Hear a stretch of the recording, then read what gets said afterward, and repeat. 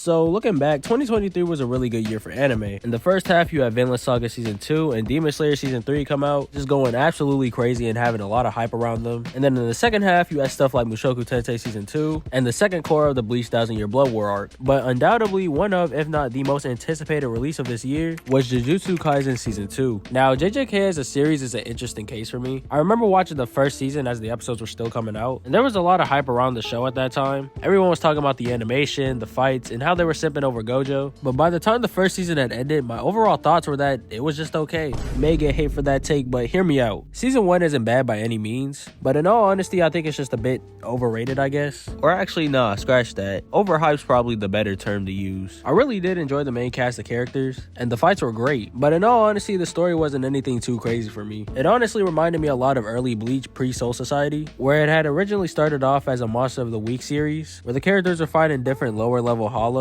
But for those of you that have seen Bleach, you know immediately after the first arc, things start to pick up. And the same thing can definitely be said as it pertains to JJK Season 2.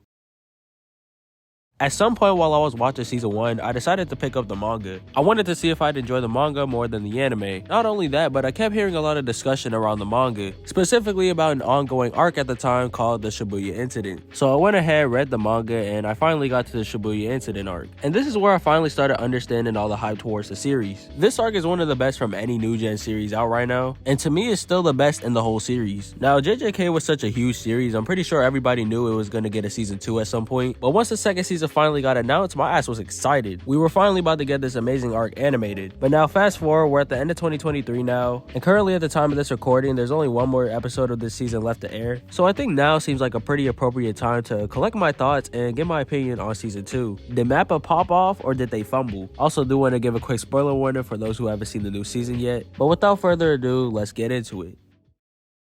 This season starts off at the Hidden Inventory arc. This arc mostly focuses on Gojo and Geto's past as students, and I think it's really cool seeing how things were like way before the events of the story take place. We get some important reveals this arc, with the most important one probably being the introduction of Toji, who honestly is one of my favorite characters from the series. Bro literally enters the story on demon timing, and he's definitely the most fun character to watch on screen. All his fights just go absolutely crazy. Speaking of fights, I think the action in this arc overall was handled really well, and honestly as a whole, I think Mappa just did a good job adapting this arc. There were a few complaints people had with this arc while it was airing. Some people thought it was boring or that some scenes weren't adapted too well. For example, the Honored One scene where Mappa pretty much just changed the angle of the original panel, which personally I didn't have a problem with it. I think the scene was done amazingly in the anime, but everybody's got their own opinion, I guess. And I think that this was a great way to start off the season.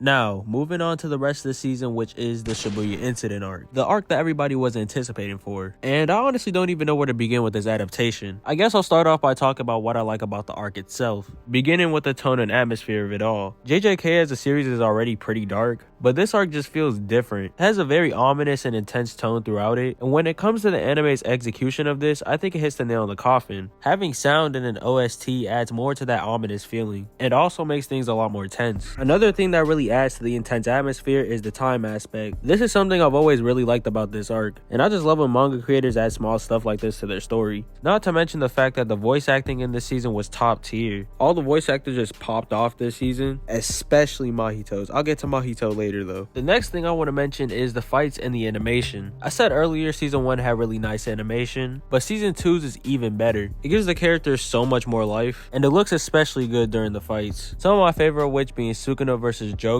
which was a fight that I really like seeing in the manga, and they absolutely killed this in the anime. Then you got the Sukuna versus Maharaga fight, and I think undoubtedly this is the best fight that I've seen from the anime. Just straight up peak all the way through. And then of course you got the Mahito fights with Nobara and Yuji. All the fights near the end of this season just had some phenomenal choreography and made fights that were already great in the manga even better. Next thing I want to talk about from this arc specifically is the characters. I think Mappa did a really great job translating the characters from manga to anime. Some characters I enjoyed even more in the anime than I did in the manga. Toji's an example of a character that I really enjoyed in the manga that I low-key enjoyed more in the anime. Finally being able to see him animated and all his badass moments was just so fun to watch. God, he's just such a cool character. But a character that I think is an even better example of this is Mahito. I already mentioned him earlier with how good his voice actor was, but Mahito's presence this season was just on a whole different level. The anime perfectly captured just how insane this character is. Like, for example, the scene where Mahito uses Black Flash. Nobara just died and Yuji can't even process what's going on, so Mahito just starts charging at him and sends him flying, and you can really just feel the intensity and impact of this scene.